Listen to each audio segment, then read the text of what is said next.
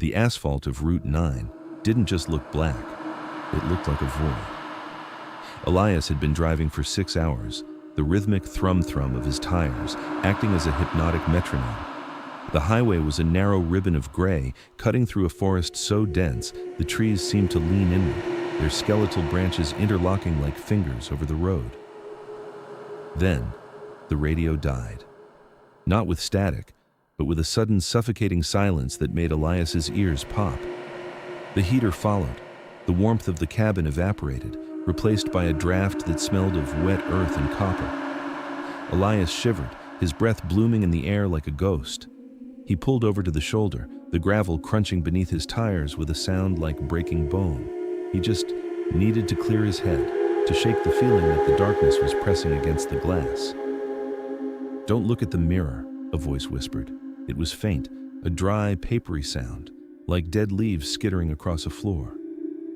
Elias froze, his hands white-knuckled on the steering wheel. The sound hadn't come from the back seat, it had resonated from inside his own ear canal. He fought his instincts for a full minute, but the human urge to see is a curse. He slowly tilted his head up.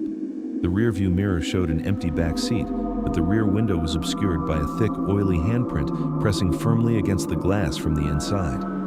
Panic surged. He scrambled for the door handle, but the power locks clicked shut in unison with a metallic clack. Outside, the forest began to move. Not the trees, the shadows between them. They detached themselves from the trunks, tall and spindly, drifting onto the pavement like ink dropped in water. They had no faces, only elongated limbs that moved with a sickening, liquid grace. They gathered in a circle around the car, standing just at the edge of his headlight beams. A rhythmic tapping began on the roof. Tap, tap, tap, tap. It was the sound of a fingernail or a claw testing the thickness of the metal. Elias grabbed his phone, the screen light blindingly bright in the tomb-like cabin. He turned on the front-facing camera and held it up to see the ceiling. In the grainy reflection, he saw the fabric of the car's roof bulging downward.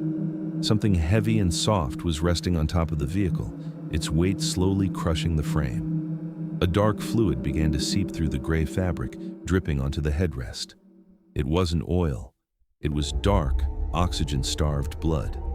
The whispering returned, no longer a single voice but a frantic overlapping of thousands. "We are almost home. We are almost home." Desperate, Elias slammed his foot on the gas. The engine roared, but the car didn't move. The tires spun fruitlessly in the air. He looked out the side window and realized with a jolt of pure ice that the car was suspended 3 feet off the ground. The shadow figures were underneath, their elongated, multi-jointed fingers gripping the chassis, hoisting the car like a palanquin. The windshield began to frost over from the inside. As the frost spread, a message appeared, etched into the grime by an invisible finger. "You left the door unlocked." Elias looked down. The passenger door was ajar by a fraction of an inch. A pale, needle-thin finger hooked around the edge of the door frame. He lunged to kick it shut, but his leg felt heavy. He looked at his hands. His skin was turning a translucent, bruised gray. His veins were turning black, visible beneath the surface like a map of a dying city. The figure at the door finally spoke, its voice clear and terrifyingly familiar. It sounded exactly like Elias. "My turn to drive," the thing said. The creature stepped into the yellow light. It wore Elias's face perfectly. It sat in the driver's seat, merging into the space Elias was occupying. Elias didn't die, he simply became the shadow. He felt his bones soften until he was nothing but a silhouette. He slid out through the gap in the door, joining the silent circle of spindly shapes on the highway. The Elias in the driver's seat gripped the wheel, and the car hit the pavement with a heavy thud. He adjusted the mirror and began to hum a tune Elias had loved as a child.